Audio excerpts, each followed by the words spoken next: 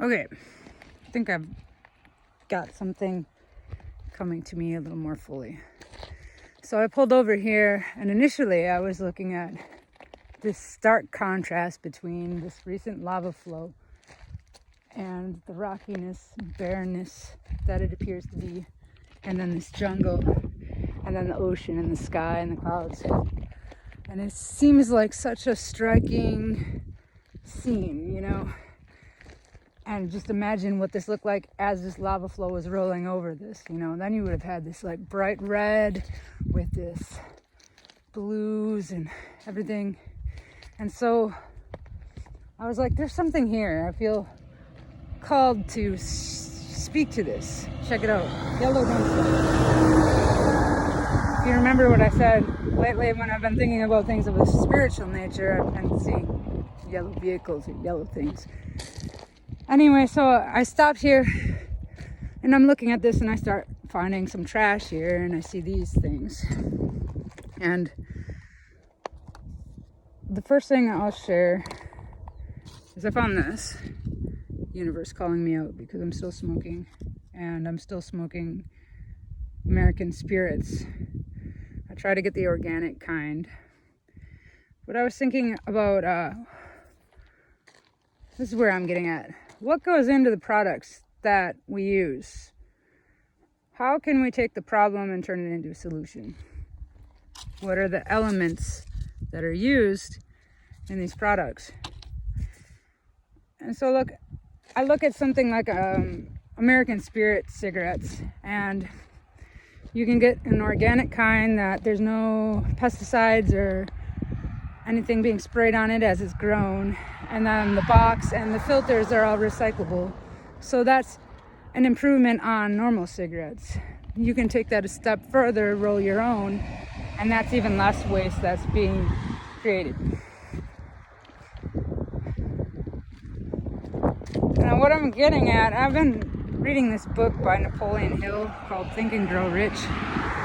And, you know, he praises capitalism, and I'm always on the fence about it because I feel like capitalism has caused all this waste. But, you know, there is something to be said for having the freedom of choice, you know, and that freedom of choice that goes beyond any kind of capitalism, like law of economics thing, you know. What you put out, you get back. What you sow, you reap. Like attracts like, all that.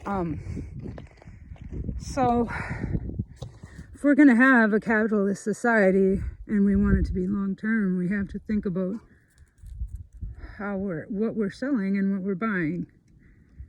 You know, that all those elements that go into it.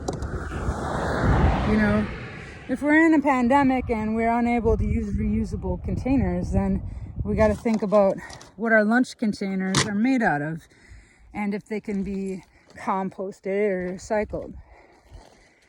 We got to think about these masks and stuff that we have to wear and what's going to happen with that.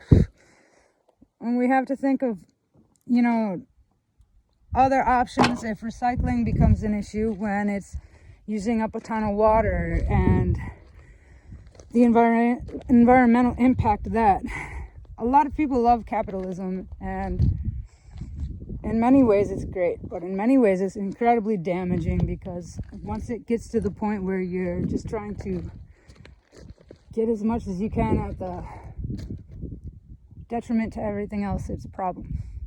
You know, if we want to have that kind of system, then we have to do so ethically. And the other aspect, you know, there is a huge sharp contrast between, we look at capitalism as a free society, but I think of this more as an oligarchy, because at this point you have a few people and a few companies who own most of the resources and call most of the shots. They have infiltrated our political system. They've infiltrated pretty much everything we do on the daily, and it's just a few controlling the masses.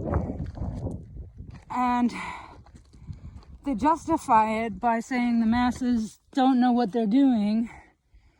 And in some ways, you could kind of agree with that when you start looking at how we throw everything away and we don't appreciate our resources, and we don't, we're wasteful, and we keep buying into it. We choose to buy this, you know. They would not be where they were if it weren't for us wanting everything to be convenient. And convenience is great, but it comes with a price. And, you know, if we want convenience, we have to do it in a smart way. You know, our takeout containers need to be compostable. Our recycling has to be more efficient, so it's not wasting so much water and energy just to do that. We need to think of how to repurpose stuff. We have to be creative. And this little journey I've been on over the last couple of weeks has really shown me that. And the other thing we need to do is we need to be empowered, because we are a part of all of this. And it speaks to us through synchronicity. And I think the more we can recognize that connection and talk to the universe and listen to the universe, the more we'll all be able to really tune into that and really tune into our potential and what we're truly capable of as children of the divine. We are a part of this infinite intelligence, as Napoleon Hill calls it. And it is infinite, and tapping into that is a source of all creativity and everything else. And if we can all become aware of that within ourselves, we can really, really change this world in magical ways that, you know, the kind of shit that you read about in fantasy books becomes real.